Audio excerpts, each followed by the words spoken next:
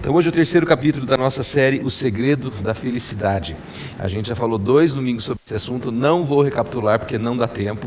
Então se você não assistiu, vou pedir para você acessar o nosso site. Inclusive ontem nós acabamos de postar a segunda parte da série. Então você dá uma olhada lá, assiste lá, porque hoje nós temos um assunto muito legal, que é o caminho da felicidade. Caminho da felicidade. Se eu perguntasse para vocês qual é o caminho da felicidade, o que vocês me diriam? Vamos lá. Qual é o caminho da felicidade? Você já tem uma cola que são os 2 capítulos anteriores, né? Mas pensa aí, da primeira coisa que você pensa, para eu ser feliz, o que eu preciso?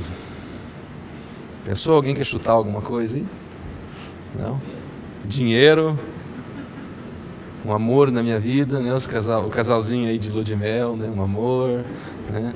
Uma casa para morar, uma moto nova, né, Lico? Né? Então tem muitas coisas que a gente acredita serem o caminho da felicidade, mas hoje eu vou falar para vocês o que a Bíblia diz ser o caminho da felicidade. Eu tenho certeza que é algo que vocês jamais imaginaram, algo que vocês jamais pensaram, porque a Bíblia diz que o caminho para a felicidade é a humildade. Humildade. Como assim humildade? Por que humildade traria felicidade? Simples. Porque o maior causador, um dos maiores causadores da infelicidade, sabem quem é? Conflito. Conflito. Quer ver? Você acabou de casar, você está em lua de mel, está tudo maravilhoso, né? Até surgir uma briguinha. Surge a briga, o que acontece? Tua felicidade, ó. Né? Ou você, Lico, você comprou a moto, você está feliz com a moto nova, até que alguém risca a tua moto, ou fala para tua moto, ou fala algo da tua moto, não para a tua moto, ela não vai achar ruim, ela é gente boa. Mas a gente está bem, a gente está feliz com o que a gente tem, com o que a gente está fazendo, até que vem alguém e critica, até que surge um conflito. Você está dirigindo, feliz da vida, ouvindo um louvorzinho no seu carro, de repente tem no trânsito, puf, vai sua felicidade embora. Não é? Você está feliz no trabalho, você está feliz num projeto, até que vem alguém, traz um problema e puf, vai a tua felicidade embora de novo. Os conflitos têm o potencial de destruir a nossa felicidade. Eles têm o potencial de comprometer a nossa felicidade. E é por isso que hoje a gente vai ver que uma das maneiras da gente alcançar a felicidade, que a gente ter a felicidade como fruto, é a eliminação dos conflitos. É a busca da harmonia. Só que nós vamos ver também que o causador dos conflitos, o maior causador dos conflitos, é o orgulho. Quando a gente entra numa briga, quando a gente tem uma discussão, normalmente o que traz por trás disso é o orgulho. Olha só o que Provérbios diz: o orgulho só gera discussões, mas a sabedoria está com os que tomam conselho. E o que acontece? Nós temos um orgulho, esse orgulho ele gera um conflito, esse conflito destrói a nossa felicidade. Por isso a importância da humildade. Por isso a importância de nós buscarmos a humildade, porque a humildade vai fazer frente a esse orgulho. Então hoje nós vamos continuar estudando Filipenses. Nós estamos estudando Filipenses desde o começo. Hoje a gente vai continuar estudando, começando no capítulo 2. É um texto bem longo, vamos fazer igual aos outros domingos. Eu vou ler o texto inteiro, depois a gente vai pegando pedacinho por pedacinho e discernindo junto o que Paulo quer, ok? Vamos lá então, Filipenses 2, capítulo 2, versículos 1 a 11. Se por estarmos em Cristo, nós temos alguma motivação, alguma exortação de amor, alguma comunhão do Espírito, alguma profunda afeição e compaixão, completem a minha alegria, tendo o mesmo modo de pensar, o mesmo amor, um só Espírito e uma só atitude. Nada façam por ambição egoísta ou por vaidade, mas humildemente considerem os outros superiores a vocês mesmos. Cada um cuide não somente dos seus interesses, mas também dos interesses dos outros.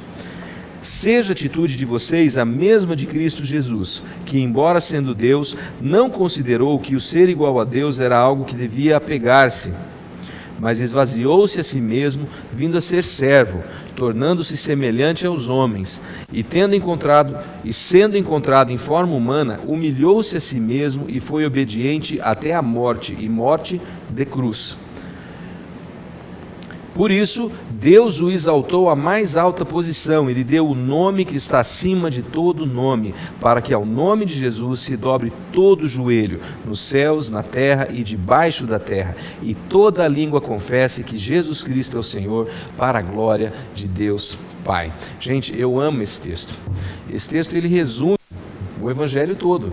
É Jesus se entregando, Jesus abrindo mão da sua divindade, abrindo mão do seu poder para se tornar homem, para servir ao homem, para ser obediente até a morte e depois ressuscitar e ser glorificado por Deus. Então, esse texto eu acho fantástico que ele demonstra essa harmonia que nós precisamos encontrar em 4 níveis. Primeiro, tenham a mesma mente, quer dizer, nós precisamos ter uma harmonia de ideias, de projetos, conceitos, de valores, de virtudes.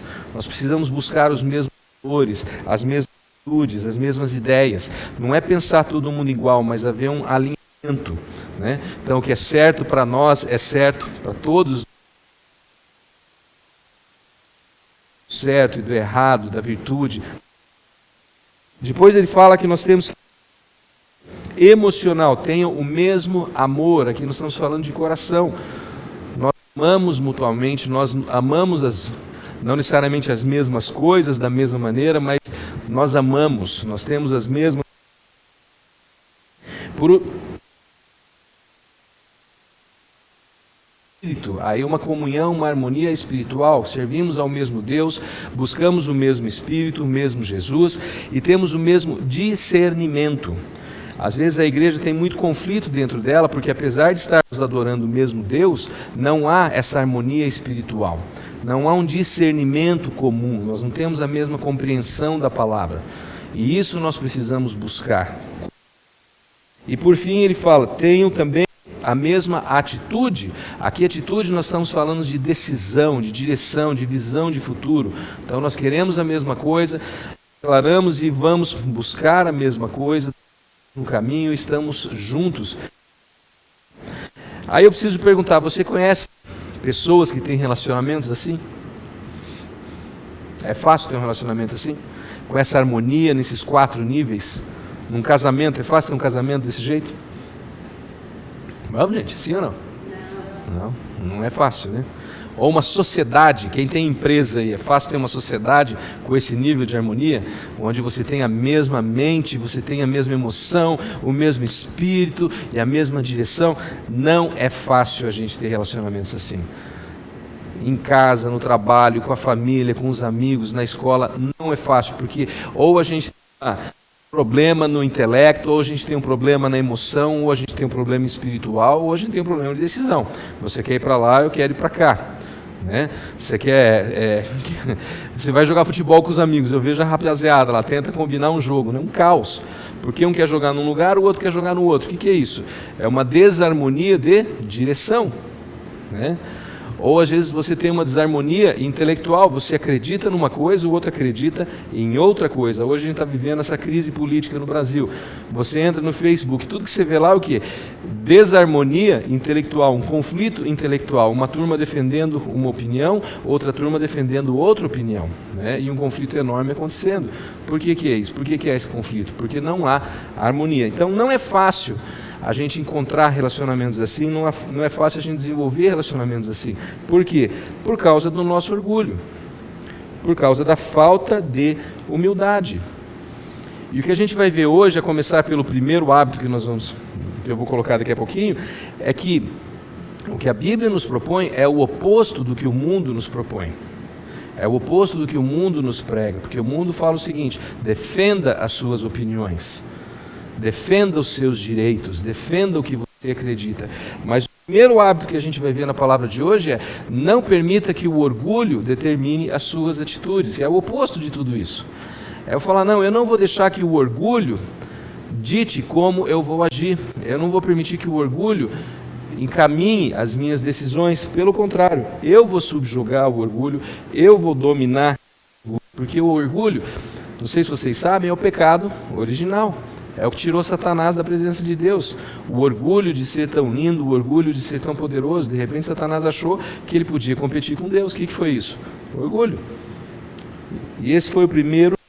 E a gente continua pecando dessa mesma maneira, pensando que nós somos, de certa forma, deuses. Aí Paulo já começa chutando balde, né? Ele está falando assim, olha, se é por ambição egoísta, se é por vaidade, não faça nada. Então, se você vai tocar porque você quer aparecer, não toque. Se você vai falar porque você quer aparecer, não fale. Você quer malhar porque você quer aparecer, não malhe. Não faça nada se for tão egoísta ou por vaidade. Gente, eu acho que se a gente for viver isso a sério, nós temos que mudar profundamente o nosso comportamento. Porque de verdade, eu acho que a maioria das coisas que a gente faz é por ambição egoísta ou é por vaidade. E Paulo está falando claramente, a gente não pode agir assim. Agora, o que é essa ambição egoísta? É quando você se coloca no centro de tudo. Eu falo, é a síndrome do bebezinho, né? O bebezinho, quando ele nasce, por alguns anos, o pai e mãe, quem tem filho aí sabe do que eu estou falando, né? Pai e mãe tem que dar toda a atenção para esse bebê. Tudo gira em torno do bebê. Mas o bebê vai crescendo e chega uma hora que pai e mãe tem que tirar um pouco dessa atenção e começar a ensinar para o bebê que ele é lindo, ele é maravilhoso, ele é especial, é a alegria da nossa vida, mas ele não é a única coisa na nossa vida, ele não é o centro do nosso universo. E a vida continua, e ele vai ter que aprender a lidar com isso. E algumas pessoas não aprendem. Algumas pessoas continuam achando que elas são o centro do universo. E isso é ambição egoísta. Tudo é para mim, o mundo gira ao meu redor. O que é vaidade? É você achar que você está sempre certo. Você é especial. Sim, você é especial. A Bíblia diz que nós somos especiais. Mas você é especial como eu também sou especial. E eu tento ensinar isso para os nossos filhos. Todos nós somos especiais. A palavra diz que nós somos criados de maneira maravilhosa, né? O salmista fala que Deus me criou de maneira maravilhosa e especial. Mas todos nós somos feitos assim. Você conhece pessoas que abandonaram casamento, abandonaram negócios, abandonaram emprego por causa da vaidade, por causa da ambição, por causa dos seus projetos pessoais? Eu conheço gente assim, que está preterindo a família, está deixando a família de lado, correndo atrás de projetos, correndo atrás de riqueza, correndo atrás de dinheiro. O que é isso? Ambição egoísta. Tudo para mim, tudo diz respeito a mim. E tudo isso volta para o nosso eu. É meu, é meu, é meu. É eu. Essa é a ambição egoísta. Né? Essa ambição egoísta. E Tiago diz o seguinte: aonde há inveja e ambição egoísta, ali há o quê? Confusão e toda espécie de males. Então, pensa aí na sua vida. Pense nas áreas que tem confusão, pensa nas áreas que tem toda espécie de males. Será que tem vaidade? Será que tem ambição egoísta? Provavelmente tem. Provavelmente essa vaidade e essa ambição é a origem, é a raiz dos males que você está sofrendo, dos conflitos que você está vivendo. No trabalho, na sua família, no clube, no condomínio do seu prédio, no nosso governo hoje. O que acontece no Brasil hoje? Qual é a raiz da corrupção, gente? Para mim, qual a raiz da corrupção? Ambição egoísta. Ou vaidade, que é o quê? Orgulho. A raiz, se a gente pensar bem, a raiz do problema do Brasil, a raiz da corrupção no Brasil, é isso que Paulo está falando: orgulho, vaidade e ambição egoísta. Né? Está fácil a gente perceber isso. Né? Então a gente tem que aprender a não permitir que o orgulho domine as nossas decisões. Eu tenho que aprender a subjugar o orgulho. Como fazer isso? Começando pelo segundo hábito. Segundo hábito, seja humilde. O antídoto contra o orgulho é a humildade. Sendo humilde, você ensina o seu orgulho, você coloca o seu orgulho no lugar certo. Você da situação.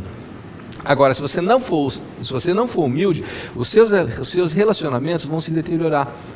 Eles vão se comprometer. E eu até aposto o seguinte: quando a gente não é humilde, a gente é humilhado. Nós temos uma opção, Deus nos dá uma opção de sermos humildes por nossa própria escolha, ou posteriormente sermos humilhados pelas outras pessoas ou pelas situações. Né? Então, qual é a minha escolha? Eu quero ser humilde. Eu prefiro ser humilde por minha escolha do que depois vir a ser humilhado. Quantas pessoas vocês conhecem que chegaram a uma posição de liderança, não eram líderes, estavam numa determinada posição, são alçadas para uma posição maior, para uma posição de liderança, para uma gerência, são promovidos a uma diretoria e se perdem? Vocês já viram um caso assim? É comum a gente ver isso. A pessoa está bem, aí ela é promovida, depois que ela é promovida, ela tem que ser demitida. Já viram gente assim? Eu já tive amigos que passaram por isso e eu já tive medo disso.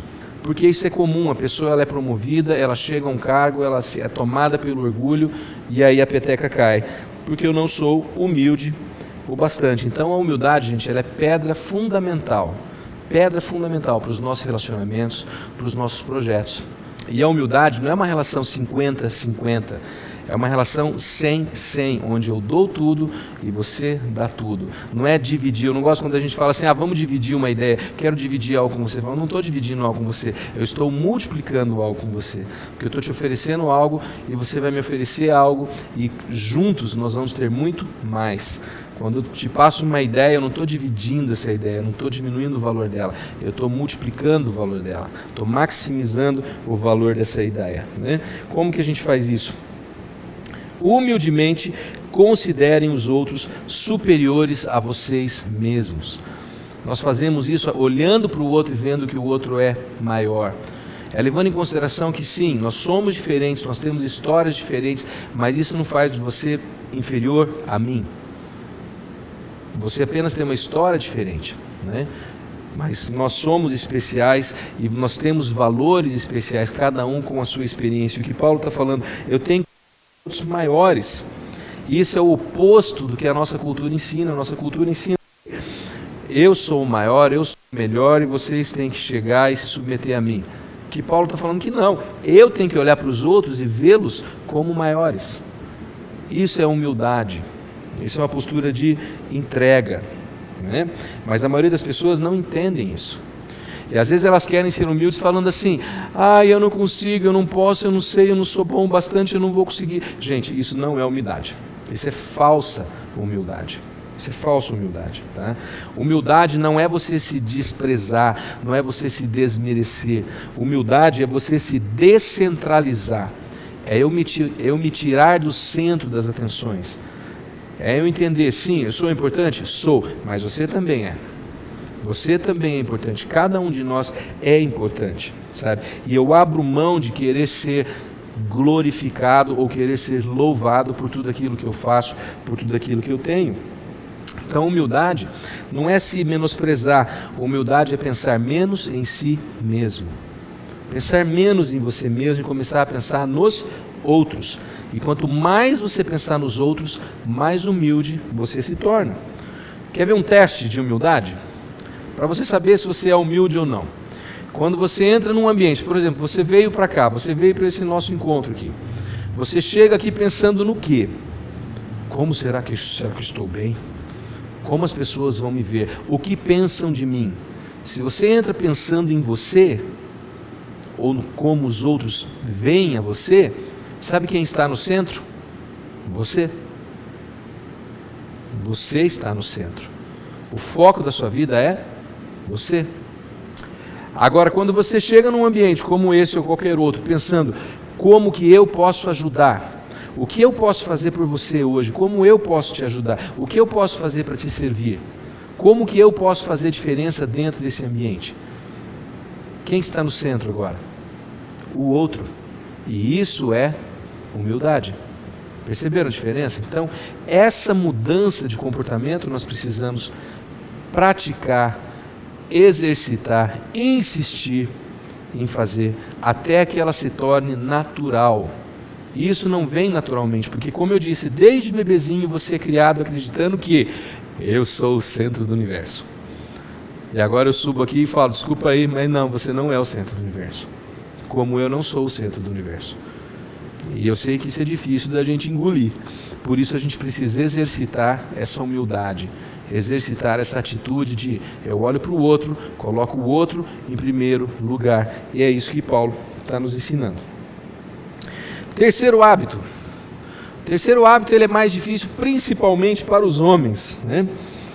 Principalmente para os homens. Aprenda a prestar atenção. Se você quer ter uma vida feliz, você precisa diminuir os conflitos, certo? Para isso, nós precisamos controlar nosso orgulho, sermos humildes e prestar atenção. Vocês já ouviram falar de TDA? Sabe o que é TDA? Transtorno de déficit de atenção. Hoje nós vivemos, é o século ou é a geração do TDA, né? E eu vejo às vezes as mães falando, meu filho tem TDA, ou meu filho tem TDAH, ou meu filho tem THDAPA, né? Essas siglas malucas aí, eu nunca sei o que é o que. Mas o TDA eu sei, porque eu creio que todos nós sofremos de TDA atualmente. Todos, indiscriminadamente, temos dificuldade em prestar atenção. Todos nós temos dificuldade. E isso é obra, sabe de quem? Das ferramentas digitais, desse seu iPhone, do seu tablet, né? É a bênção e a maldição dos smartphones, que ao mesmo tempo que nos dão informações em tempo real, né? E isso é muito legal, é muito bacana, e os joguinhos e tudo isso é muito legal, ao mesmo tempo que eles oferecem todos esses benefícios, eles tiram a nossa atenção. E hoje a gente presta mais atenção às telinhas do que às pessoas, né? E lá em casa a gente fez uma regra, né, que não pode usar celular à mesa. E eu aposto que vocês jamais vão imaginar quem é a pessoa que mais quebra essa regra. É a Carla. Todo mundo pensou que fosse eu, né? Ou o Victor, né? O Victor, né? Tá vendo? O Victor é o tadinho do Victor. Mas não, é a mamãe, né?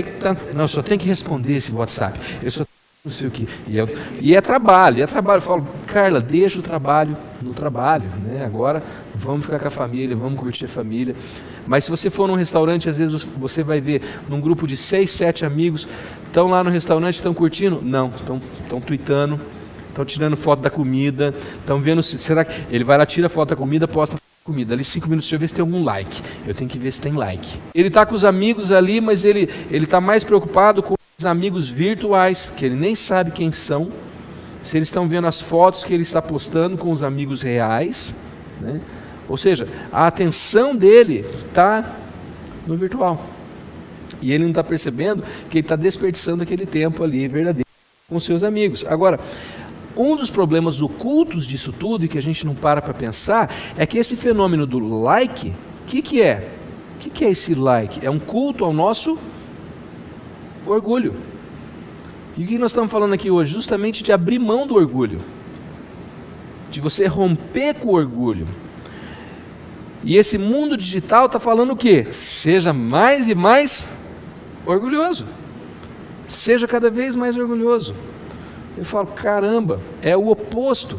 Estão percebendo? O mundo nos ensina o oposto do que a palavra nos ensina. É o oposto do que Jesus demonstrou para nós. Então nós temos que tomar cuidado. Eu gosto de celular, eu gosto dessas coisas, eu tenho, uso o tempo todo, mas a gente tem que tomar muito cuidado para não ser seduzido por esse culto ao ego, ao orgulho, que vai cada vez mais comprometer os nossos relacionamentos, dificultar os nossos relacionamentos. Por quê? Porque ao invés de você criar um hábito de humildade, onde eu não preciso ser louvado e ser exaltado por tudo que eu faço, o que o Instagram, o Facebook e esses outros aplicativos estão me ensinando? Tudo que você fizer tem que ter um like, para você se sentir aprovado. E isso não é de Deus, isso não é verdadeiro. Isso não é verdadeiro. Então nós temos que tomar cuidado com isso, né? E outra coisa, Filipenses 2,4, Paulo diz o seguinte: cada um cuide não somente dos seus interesses, mas também dos interesses do outro. Ou seja, eu não posso me preocupar só com o que é do meu interesse, porque isso é egoísmo. Eu tenho que me preocupar, eu tenho que me ocupar com o que é também do interesse do outro, o que você está precisando, o que você está passando. E no fundo, gente, a gente gosta de fugir das pessoas problemáticas, não é? Você sabe às vezes que uma pessoa é difícil, uma pessoa tem problema, ela está passando por uma situação, você não quer nem passar perto. Ela te chama ali no WhatsApp, no Messenger, alguma coisa, você finge que não vê. Mas será que ela viu que eu vi? Né? Porque você sabe, vai pedir alguma coisa, vai precisar de alguma coisa. E Paulo está falando o quê? Meu querido, não se interesse só pelas suas coisas, se interesse pelo que é do interesse do outro. Veja como você pode ajudar. Daqui a pouquinho a gente vai falar mais. Então, aprenda a prestar atenção. Aprenda a prestar atenção nas pessoas. Ouvi-las, isso vai mudar o nível dos seus relacionamentos. Quando você começar a ouvir, quando você começar a perceber o que é que as pessoas precisam e como que eu posso ajudar. Quarto hábito, e esse é o mais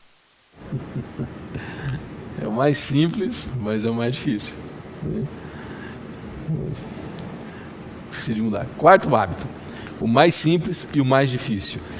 Pergunte o que Jesus faria. Parece até meio piegas, né? Parece título de livro. Alguém leu aquele livro, Em Seus Passos, o que faria Jesus? Eu li esse livro em 1900, Guaraná de rolha, né? Devia ter uns 15 anos e entrei numa pira. Depois, um outro dia, eu explico por quê, né? Mas eu li esse livro e tive muita dificuldade depois, porque o livro basicamente falava o seguinte: você tem que fazer o que Jesus faria. Né? E é isso que Paulo está falando. O que Jesus faria, né? No versículo... Cadê? 2,5. Seja a atitude de vocês a mesma de Cristo Jesus. Paulo está falando claramente: faça o que Jesus faria. Faça o que Jesus faria. Parece extremamente complicado, mas a gente vai ver que não é. Como que nós vamos ver? No próprio exemplo de Jesus. Graças a Deus, graças a Jesus, ele dá 3 exemplos para a gente do que ele mesmo faria, de como ele fazia as coisas. Então, o primeiro exemplo: Jesus não exige o que ele merece. Ele abre mão do seu direito de exigir. E nós temos esse problema de achar que a gente merece um monte de coisa. Nós temos direito a um monte de coisa, exigindo um monte de coisas, um monte de gente. E Filipenses 2, 6 a 7 já diz outra coisa. Ele fala assim: embora sendo Deus, Jesus não considerou que o ser igual a Deus era algo que devia pegar-se, mas esvaziou-se de si mesmo. O que é esvaziar-se de si mesmo?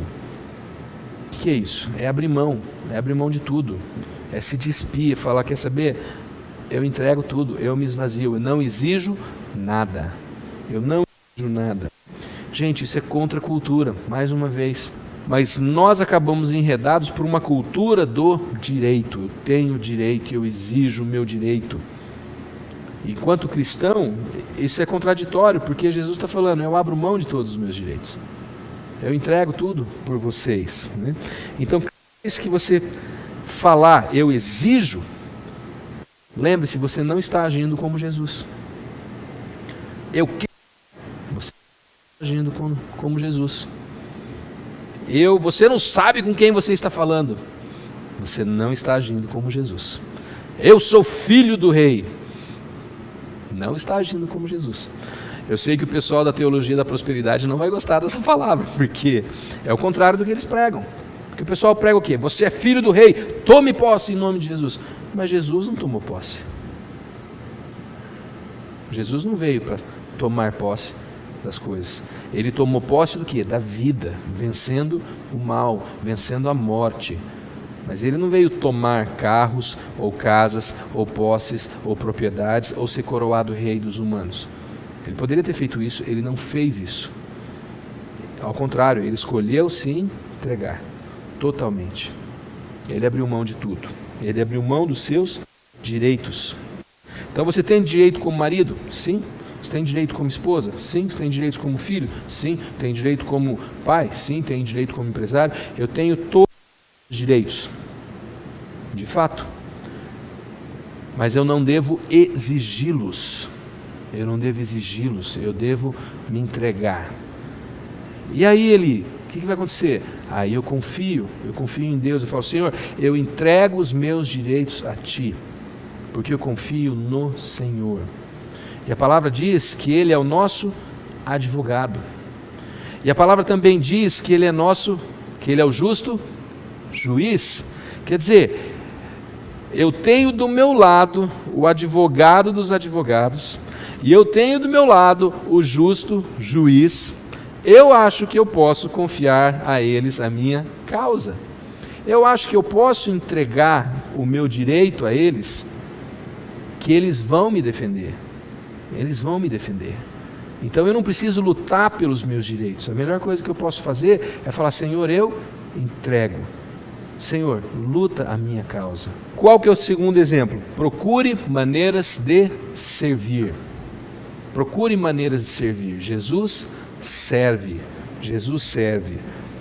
Filipenses 2,7: Vindo a ser servo, tornou-se semelhante aos homens. Você quer ser como Jesus? Quer resolver os conflitos da sua vida?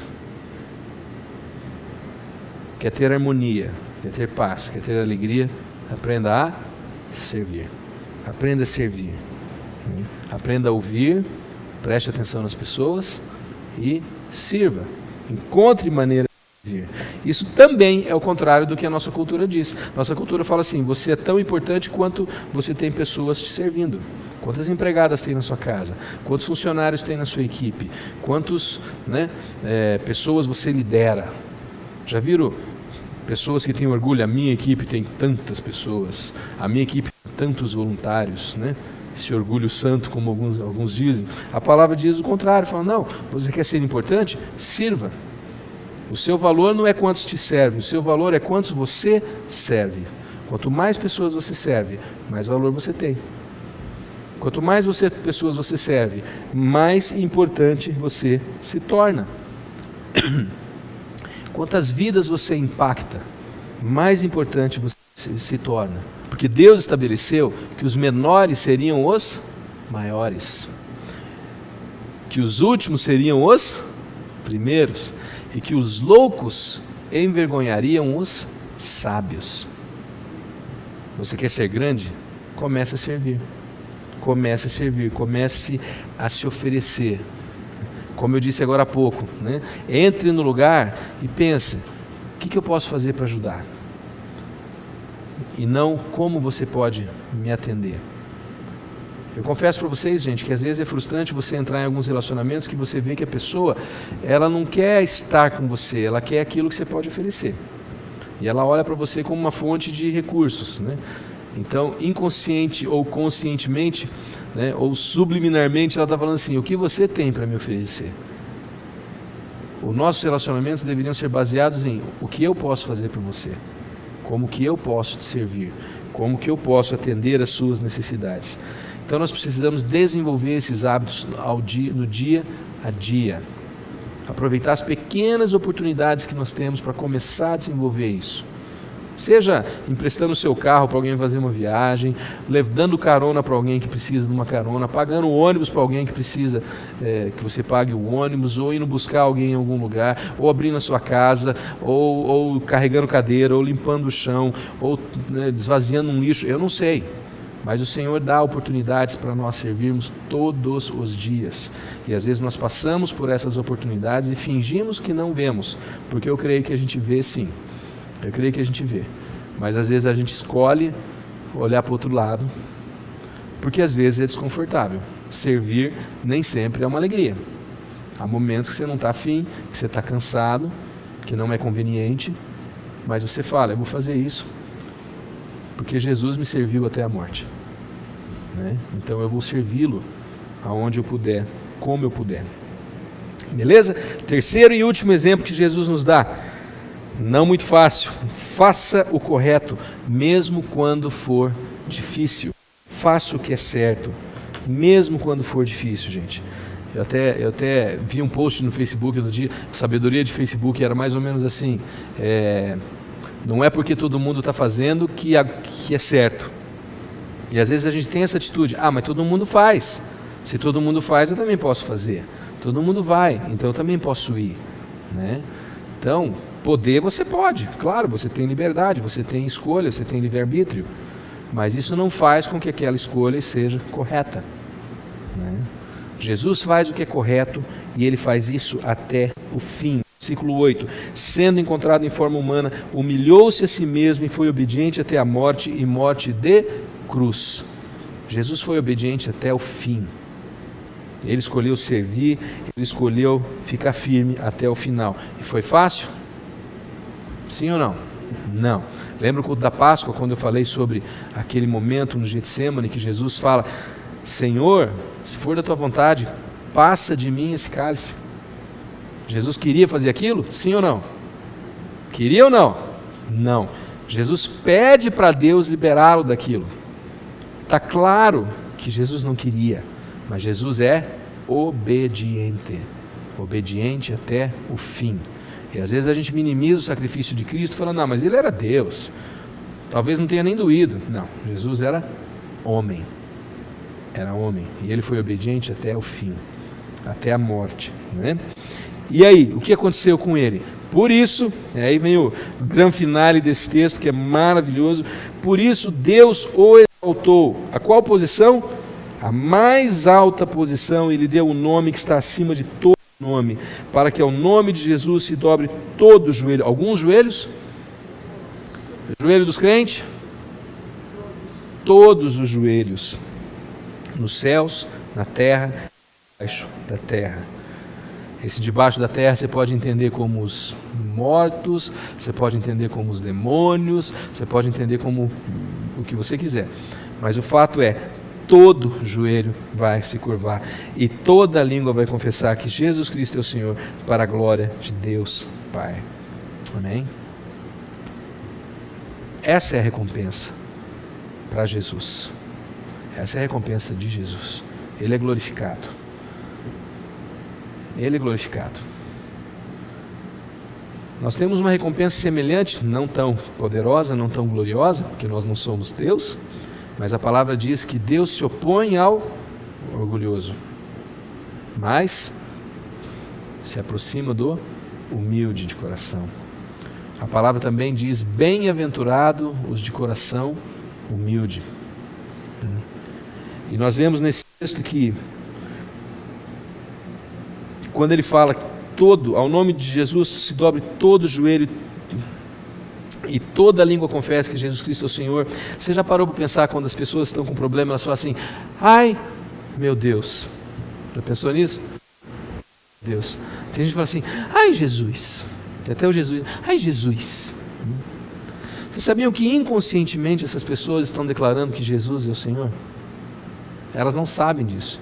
Mas no fundo do coração delas, elas sabem que não há outro nome, não há quem possa resgatá-las a não ser o nome de Jesus. Que esse é o nome pelo qual todos um dia vão se curvar, vão se dobrar. As pessoas falam, ai Jesus, ai meu Jesus. Elas estão declarando que Jesus Cristo é o Senhor. Jesus Cristo é o Senhor. Ele é o Senhor da nossa vida. E um dia todos vão se reunir, todos nós vamos nos reunir. E vamos curvar os nossos joelhos e vamos confessar.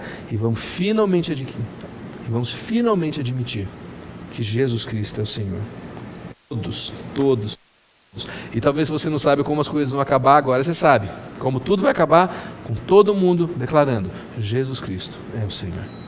Todas as pessoas, todos os arrogantes, todos os crédulos, todos os incrédulos, todos os ateus, todas as nacionalidades, todas as cores, todas as tribos, todos os políticos de esquerda, políticos de direita, aqueles que acreditavam, aqueles que não acreditaram, vai ter Dilma, vai ter Bolsonaro, vai ter Tiririca, vai ter Jean Willis, todos um dia vão se curvar e vão falar, Jesus Cristo é o Senhor. Jesus Cristo é o Senhor. A questão não é se vão declarar, a questão é quando vão declarar. E o nosso desafio é, a gente começa a declarar isso agora, por amor, ou nós vamos esperar para declarar isso na hora do julgamento? A hora que a vaca foi para o brejo agora não tem mais jeito. Eu prefiro declarar isso agora. Eu prefiro reconhecer hoje que eu não sou Deus, que eu não sou o Senhor da minha vida, mas que Jesus Cristo é o Senhor da minha vida. Eu acho que é a melhor decisão que a gente pode tomar. Entender que não sou eu que tenho autoridade, é Jesus Cristo que tem autoridade. Não sou eu que tenho poder, é Jesus Cristo que tem o poder. Não sou eu que tenho controle, é Jesus Cristo que tem o controle. O único controle que eu tenho é sobre as minhas escolhas. E eu escolho declarar que Ele é o Senhor da minha vida. Eu escolho entregar para Ele as minhas decisões e o meu orgulho, que está por trás das minhas decisões. Quando a gente entende isso, a gente para de fingir que é Deus, a gente para de fingir que tem o controle de todas as coisas e a gente para de interferir ou gerar consequências ruins nas nossas vidas. Nós precisamos descobrir o poder que há nessa frase, Jesus Cristo é o Senhor. Jesus Cristo é o Senhor. Então quando você estiver desanimado, diga: Jesus Cristo é o Senhor. Quando você estiver triste, Jesus Cristo é o Senhor. Você está cansado, Jesus Cristo é o Senhor. Você está ansioso, Jesus Cristo é o Senhor. Está com medo, Jesus Cristo é o Senhor. Está entrando numa depressão, Jesus Cristo é o Senhor. Está saindo da depressão, Jesus Cristo é o Senhor. Teu casamento não está bom, Jesus Cristo é o Senhor. O negócio não vai bem, mas Jesus Cristo é o Senhor. Parece que está dando tudo errado, mas Jesus Cristo é o Senhor. Jesus Cristo é o Senhor. Eu preciso compreender isso.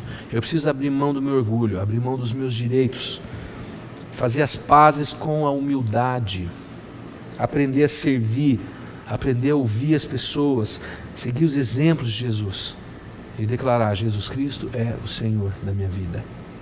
Eu sei que isso pode parecer demais. Falei: Eli, nossa, hoje não tem como eu fazer tudo isso. É muita coisa. Não é demais. Porque esse mesmo Jesus que nos deu o exemplo de como fazer tudo isso, esse mesmo Jesus que fez tudo isso e muito mais, habita em cada um de nós. Amém? Todos nós que um dia recebemos Jesus, temos Jesus. E Ele diz que nós receberíamos o Espírito Santo que nos capacita, que nos ensina, que nos consola. Então, se você tem Jesus, você tem o Espírito Santo. E se você tem o Espírito Santo, adivinha o que o Espírito Santo quer que você viva? É dando cabeçada, seguindo o seu orgulho, ou é seguindo o modelo que Jesus nos deu? Como que você acha que o Espírito Santo quer que você viva? Seguindo o modelo de Jesus, certo?